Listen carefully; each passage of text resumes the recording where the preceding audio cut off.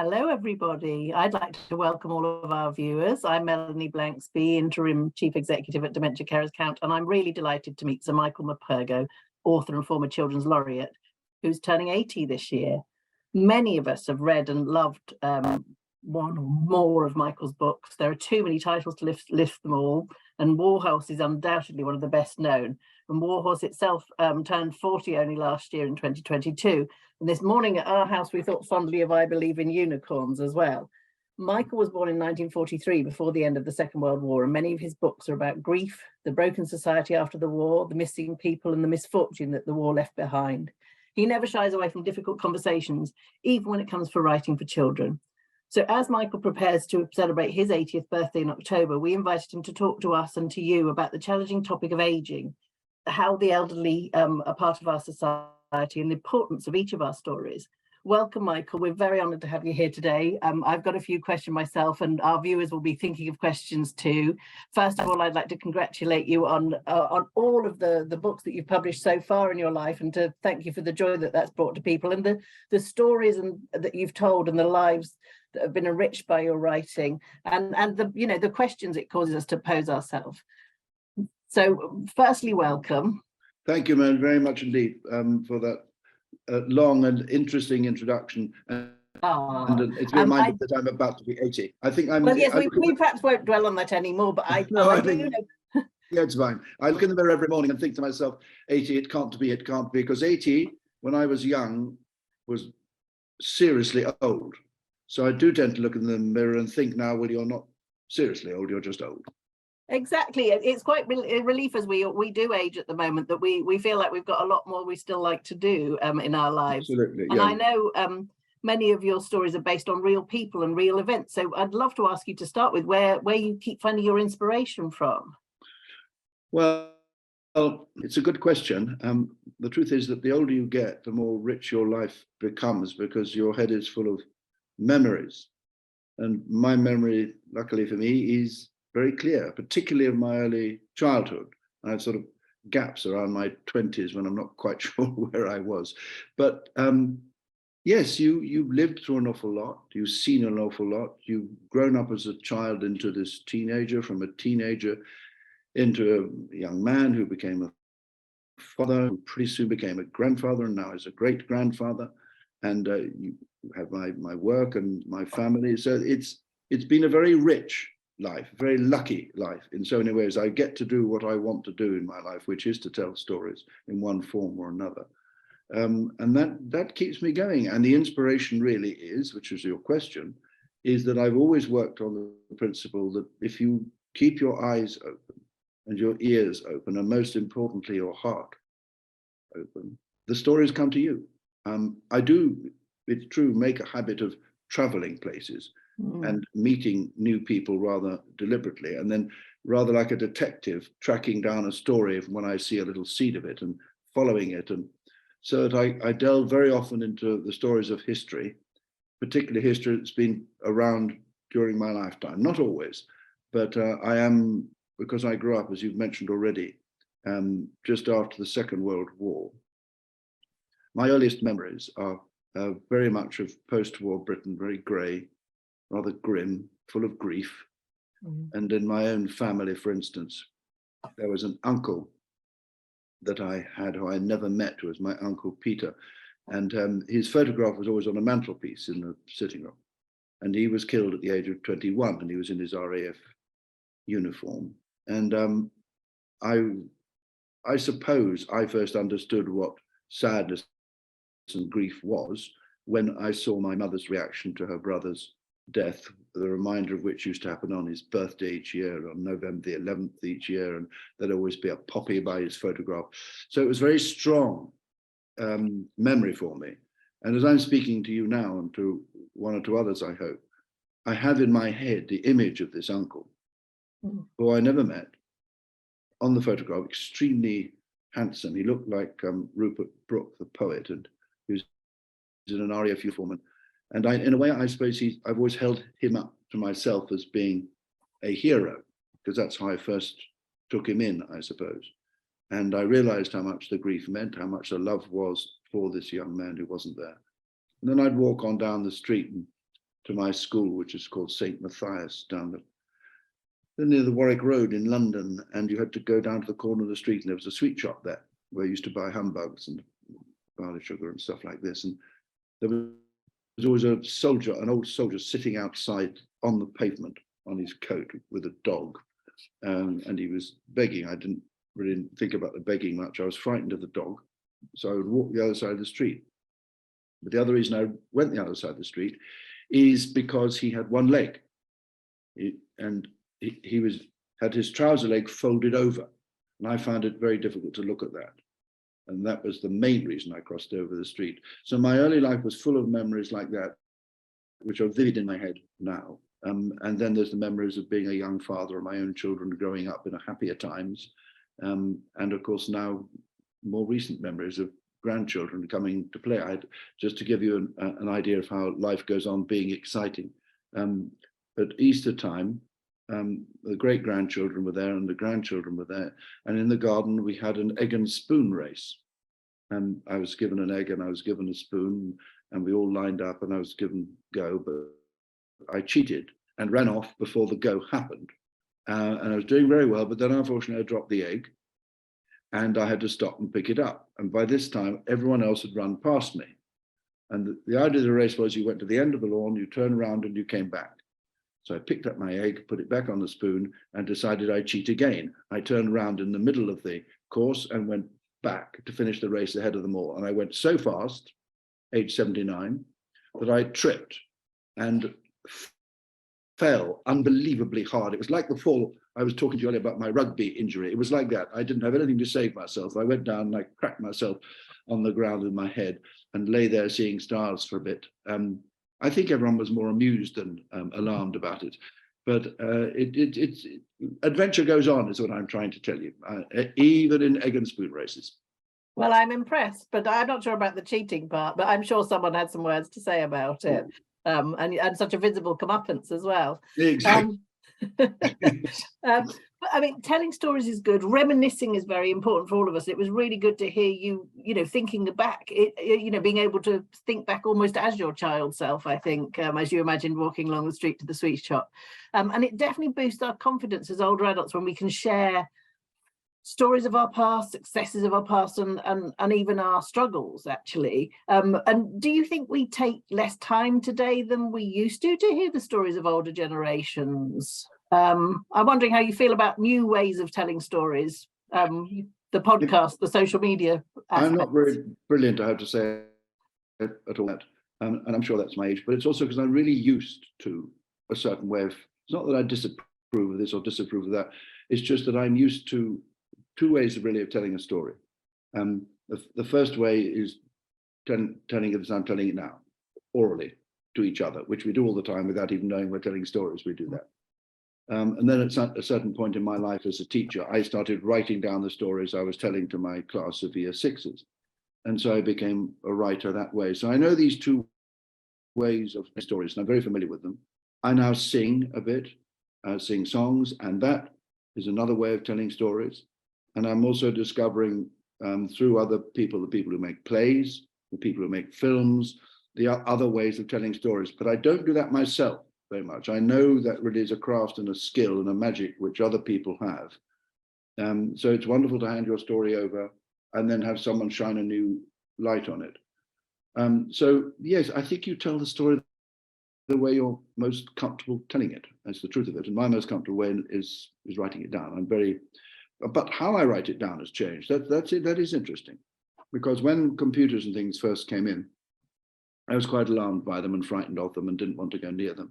And then people said, don't be pathetic. It's the future. So I did. I tried.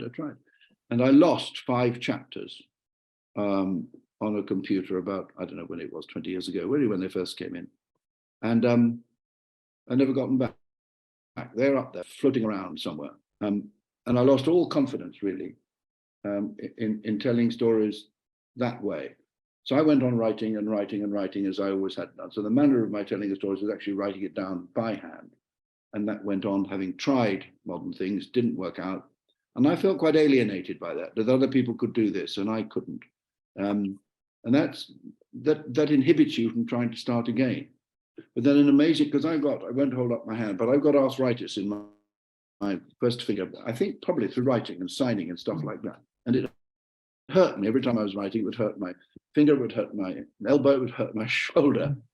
And because writing is such a, the repetitive strain of writing is very intense and very difficult. And it hurts, it really hurts. As some people listening to this will probably know, it's a really unpleasant thing to have to do. And then someone told me this magical thing. Well, did you know, Michael, they said, that you only have to press a button on your machine and speak the words, and they will appear on the screen. And then you could correct them. I said, no, you're making it up. He said, no, it's true. So I tried it. It's brilliant, absolutely brilliant. And I won't say I've mastered it, but the last book I wrote, I think 90% of it was done that way. And actually, there's a wonderful thing about it. I discovered that you can write, for instance, dialogue much more naturally that way if you've already tried it out by speaking it, not just writing it.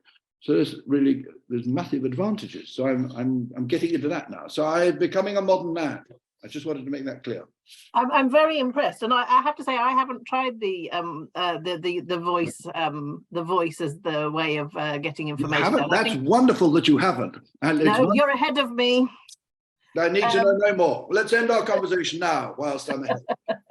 We'll give you more opportunities, and you won't need to cheat this time either. I think as a charity, we're here to support families living with dementia, and many of us, as you and I were discussing earlier, we have close friends and family members with dementia. We know that there's a lot of fear and stigma around that, and when we forget things, we become confused, and we might seem or feel vulnerable, and doors feel like they're closing. And one of the things that really concerns us is social isolation and loneliness, not just for the person with dementia, but for the person caring for them, and their identity. And I've heard you talk about a community in Devon where the elderly look after the elderly and enjoy sharing and reminiscing. And this doesn't exist for everyone, but I'd really like to know more about your experience of that and what you can tell us about it, what we can learn from it. Well, it's a wonderful example, really. I'm not part of the example. We live in a tiny village called Iddesleigh. And if people look on the map, it's in the middle of nowhere between Exmoor and Dartmoor, just deep Devon countryside, down deep lanes. No one ever finds it, except by accident. 80 people live in this place. And generally speaking, by the time we moved down there were a lot of old people, couples, and some single women mostly, living in the village. The village was run by quite a lot of older women, between the ages of 70 and 90, I'd say, something like that. And with them, there was a sort of an idea that you did look after everyone next door and the door further down. And the other thing was that they had family living in the village. So that if there were people in need of looking after, so I'm thinking now of a friend of mine called Joan Weeks, married to Charlie Weeks, and down the road from where they lived were her two brothers, the last really of her family left, who had issues of mental issues going way, way back. Normally they'd have been put in a home somewhere, but they weren't having any of that. They looked after them. They made sure they had enough food, made sure they had work, all sorts of ways the community gathered round to support not just Joan Weeks and her family, but these two older men who were less and less able, as they got old. They didn't speak very well, and they couldn't handle machinery, but they could do agricultural work. But the community seemed to realize that these people were part of who they were, and they looked after them. And then what happened was that when the pandemic came along, and old people all over the village were very much stuck in their homes and on their own for long periods of time. It was bad enough for old people when you're lonely, but when it just goes on and on and on, and people can't visit and family can't visit, it was, so we know, it's really hard, and particularly hard for two groups of people, really, very young and the very old. And I think for the people in the middle who did the looking after, it was also extremely hard, but in a different sort of way. But what was wonderful is that at a certain point, I did something on the radio. I did a program on the radio called A Point of View on the BBC, Radio 4. And I talked about how this tiny little community had, which was always careful of each other, had grown even more careful. And once a week or so, they would gather all the old people together and go to the pub. And they'd sit down, they'd have a slap-up lunch, 3 courses for £5 or something. No one was making any money out of it. People were doing it because they knew it was the right thing to do. And I said how wonderful I thought that was. And this is just really was what people needed in terms of community. When the lockdowns, when you were allowed to do it, we could at least do that. And that was something. Anyway, we had a wonderful thing that happened, which was that the program was on, and I don't know, it was maybe 2-3 hours afterwards, there was a phone call from Clarence House, from the lady who was now the Queen, saying she wanted to come and have lunch with the old age pensioners in our village. Well, we plotted it all and planned it all, but the sad thing was, and it was sad, that the pandemic came back and we couldn't do it. And I thought everyone would have forgotten about it. A year later, another lockdown came to an end, the phone rang again, and she wanted to come down. And this time she wanted to bring the now king with her. So this tiny little community sat down to lunch, I don't know, 18 months or so ago, in the garden of the pub, and had lunch with the now king and queen. And it was a marvelous moment for all these old people who've grown up knowing this royal family and feeling very close to them, I think, really. So it was an extraordinary thing to see. But it really was because the community had impressed me so much in the first place about this mutual caring that went on. And I know that's what people need more than anything else, is to have people to talk to be with, and to realize that the person next door might not have that. No, that's really important. I mean, we know that people don't get to live in multi-generational households as much as they used to. You know, people move around for work, for other reasons, and some communities manage to maintain that. And otherwise, sometimes it all comes down to one person rather than community. But have you got any thoughts about how we can get generations back together and replicate that small scale village? Yeah, I think it's really important. Really important, I think, is that young meet old, old meet young. I think it's critical. I went to France once to do a reading in a school, deliberately because I'd written quite a few books which had been translated into French, and some wonderful librarian in the middle of France had got these books, which are really about the growing relationship and understanding between young and old, and had them in her secondary school. And because there was a group of seriously difficult 15, 16, 17-year-old children, she thought, I'm going to create something to make literature connect to real life, and to enrich the lives somehow of these children, but also touch the lives of old people. And what she arranged was wonderful, which was that her class would go twice a week. They'd walk up through the town, which is the most difficult part of everything because they misbehaved a lot, and go to this old people's home. And each of the children adopted an old person in this home. And to start with, they didn't know what to say, and the old people didn't know what to say. Then they went back again, and suddenly people started talking to it, and the kids started bringing things up for them, and the old people started talking to them. And the most extraordinary thing happened was that after about, I don't know, 10 weeks of it, a term, the children were writing. They were asked to write about their friend. And they were writing extraordinary biographies of some old man who'd been a train driver in his youth and had told the stories to his now young friend. And they really looked forward to it. And that engagement was so good for empathy. And it's this empathy both ways, but particularly of young to old, because I mean, we all know, we all grew up with a grandpa or grandma who might have been, I don't know, a bit difficult, a bit grouchy or something like that. And people then they work to stereotypes all the time. You know, they live in a different world. They're not part of our world. It's all nonsense. We are part of their world. They're all part of our world. Equally, it's really important that people like me, old things, go into schools. And we do sit down and talk to young people about how the world was. Not that it was better, because it wasn't, but it was different in almost every single way you could imagine. And I mean, you tell children these days, which I've quite often done, that do you know, first start, when I was born, there was no such thing as a television. And then the first television I ever saw was this tiny, tiny little screen, and it was all in black and white. They think you're living on another planet. And it's not surprising. Their world is so totally different. But you have to communicate this. And I mustn't communicate it in a way and say, oh, it was good now. Well, it was rationing was really good fun. And afterwards, nonsense, it wasn't. And life was extremely hard and difficult and dark. It's pretty dark and difficult for a lot of people now. And this is what's interesting. There's a connection through our experiences, whether they're happy or unhappy experiences. And the more we talk to each other, and then the easier it is, I think, for everyone within a family.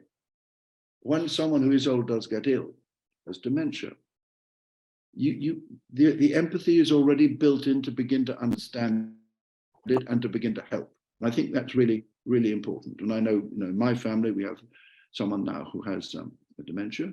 And what it does is immediately it makes you stretch your own imagination. It makes you think about how lucky you are not to have it, and about what must be done to sustain a positive connection with the person in the family or friend or whatever who has this, to go on talking, to go on engaging as far as it's possible to do. So yeah, the more you can bring old and young together, I think it benefits both, is the truth of it. It certainly does.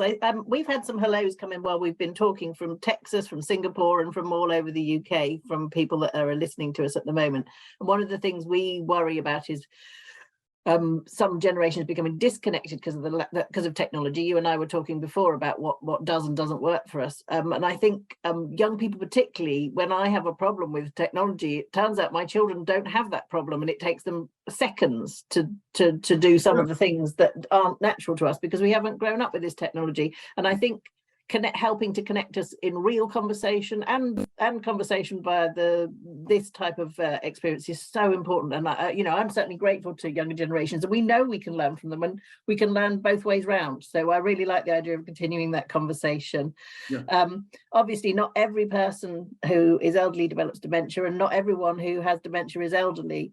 But we do need to consider how we celebrate and support old age. And it'd be quite nice to know, on a lighter note, have you got plans of how you're planning to celebrate your birthday in October?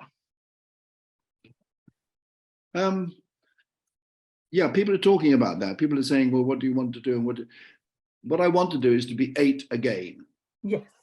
That's what I really want, but no one is arranging a party for me for an 8-year-old. I quite like it, actually, if we did that. We all sat around and we had balloons and we had cakes with very, very pink icing and played games. I know it sounds silly, but there's a child in all of us, And I think the most thing is to have the people who matter really around you so that they can remember the occasion and I can enjoy seeing them. It does mean to some extent it's got to be suitable for young people. If there are young people in your life, grandchildren or whatever, it would be great.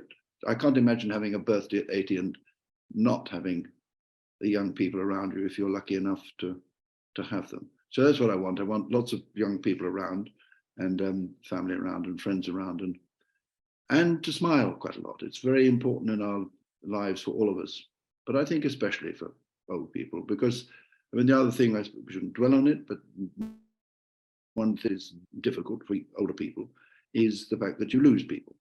Mm. And this, it can be destabilizing, I'm sure. It's grief that doesn't go away because these are the human beings who've peopled your life. And people tend to go on about this at Christmas, but it's not, it's every day. If you just lost someone, and that it's always just lost. These people are important to you. It never goes away. But older people have to live with that. And that's, again, something that young people who have no sense of this kind of thing, by and large, unless they've been very unlucky in their lives and have lost someone. But I think they can, they know about grief. Children do know about grief, and they'll know about it because of a bird that's hit their window or a cat that's died. The grief is as deep and very sudden for children. For older people, it's, in a way I feel with older people, we are like trees. We're like big old trees in a forest, branches are falling off us and all the rest of it. And we're fine as long as we're surrounded by other trees that are protecting us. And they've got to be reasonably big and tall and gnarled, just like we are. And when you lose one of those, or two of those, those great trees fall, then you are more exposed to the wind of life and, of course, of death. And that's hard. I think it's one of the things that older people have to take in, become accustomed to in some way, if they possibly can be. And it's very good, I think, if younger people and middle-aged people understand, just as you understand a childhood, because you have to, when you bring up a child and you're holding a child and feeding a child, you know what the needs of the child are, and you know that the child's seeing something for the first time or hearing something.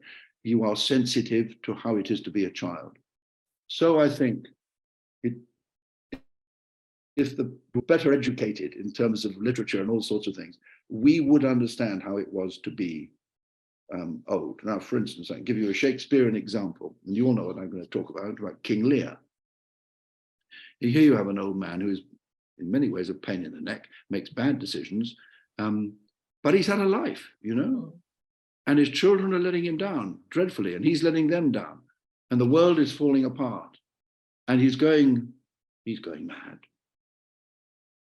And it's so well written that you feel for this old man, because he's losing everything in front of your eyes. He's losing everything, including himself.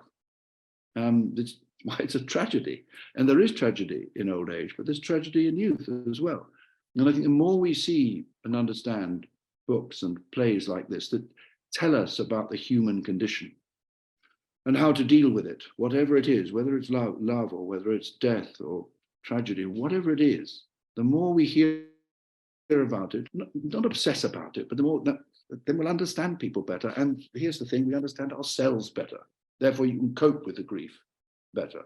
And the joy when things work out. I mean, I just lost a friend a couple of weeks ago after a long illness. And actually, it's only when you lose people you truly value what that, but I mean, I thought about it while she was alive. I thought about it and thought about it a lot. But now she's not there. There's this, the tree's fallen down, you know, the wind is blowing. I think that's something that young people can focus on without having to feel sorry for old people. No, old people don't be people to feel like that about you. But it's to listen, that's all, to take care. And we have got a habit now. It's not just in this country, but it's quite a lot in this country, where we don't talk to people. You walk down a street very often in London. I'm going to be anti-London here, why not? And people don't speak. In fact, if you do speak to a stranger, it's thought a bit peculiar. Even if you just said good morning, they look at you, what? Where I live in Devon, you walk down the street, everyone says hello. And I don't know what that is, why it is that we have allowed this distance to come between us. And I make a point when I'm in London of saying hello and good morning to people really loudly so they can't miss it. And the numbers of them you can see who are really pleased that you've actually spoken to them. And sometimes it develops into a little conversation. And it happens, doesn't it? It happens on buses, it happens on trains. Once you break the ice, you know, and that's what these children in France and those old people in France I was telling you about, that's what was happening. It was the breaking of ice between generations and understanding actually we need each other. I'd like to really thank you for taking this time with us. Unbelievably, we have just been on chatting. Feels like 5 minutes. Apparently, it's half an hour. I apologise to anyone who may have had any technical difficulties. I just wanted to ask you one more question, yes. Which is, I think music, books and music takes a part in your life, and I wondered how music and songs bring back memories for you, and what music and songs might make you feel positive, because I think the people that are watching us today, you know, sometimes we feel in the mood for reading, and sometimes music is very accessible, and I'd love to know how music plays a part in your life. Well, the truth is I grew up with it.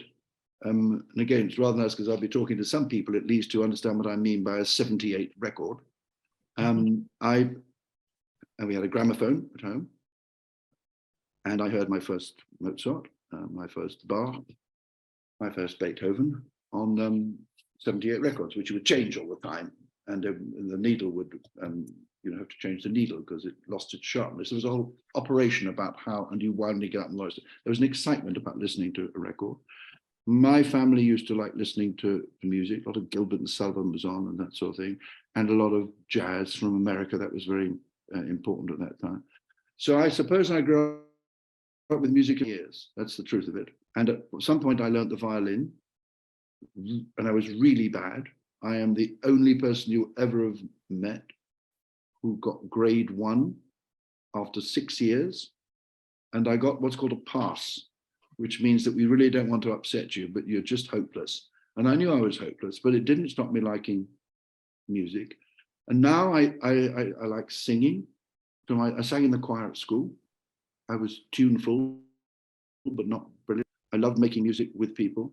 Then horrible thing happened. I stopped singing when I was about 17, I suppose, left school. And I didn't start again until I was in my early 70s, when I happened to have the opportunity to sing along with a group of folk singers that I used to do performances with of my books, and they'd sing songs and I'd read the story, and we'd make concerts together. And one day, one of these lovely people said to me, Michael, why don't you join in one of the songs? And it was a cappella, there were no instruments. And so I did. And I suddenly found how wonderful it was to lose yourself in the sound of music. And I mean lose yourself, because your voice was indistinguishable. You were part of a sound. And I remember thinking it was wonderful when I was 14, 15, 16. And here I was again as a much, much older man, really enjoying it again. And I still do. And I was at a concert last night where I sang on my own. And not because I'm any good, because I just like singing. And actually, what I quite liked, I was absolutely the oldest person in the place where I was singing. There's no question. I looked around the room. They were all 30-somethings, maximum 40, you know. And there was lots of other music going on, wonderful opera singers and players and all the rest of it. And I thought, what will they mind if I get up and sing? Well, I didn't care. I just got up. That's the other thing. You don't have to care so much when you're older. Just do it. I think that might be the perfect final nugget of advice. To get on with it, just get up and do it. And no, it doesn't matter if you're not good at it. I really like that, Michael. Thank you so much for coming. We've got another session next Tuesday, which is about sleep. And from next week, it's Dementia Awareness Week. So it's a good opportunity for us to think about our communities and how we can help people or ourselves. And also, if anyone has been worried by anything that we've been talking about today and needs someone to talk to, our 0800 number is available, and that's free to call. It's a real person. There is no call centre at the end of it. It is our charity, which is 0800 652 1102. And we're here to listen or support you depending on what you need, Monday to Friday from 9 till 5. And you can leave us a message and we'll call you back if you don't get through the first time. We'd really be very happy to talk to you, probably for some hours. And I'd like to really thank you, Sir Michael Morpurgo, for spending time with us today. Well, thank you. And my love to you all. Be happy. That's what I'm going to be. Nice to see you. Lovely. Thank you so much. Bye-bye. Bye-bye. Bye.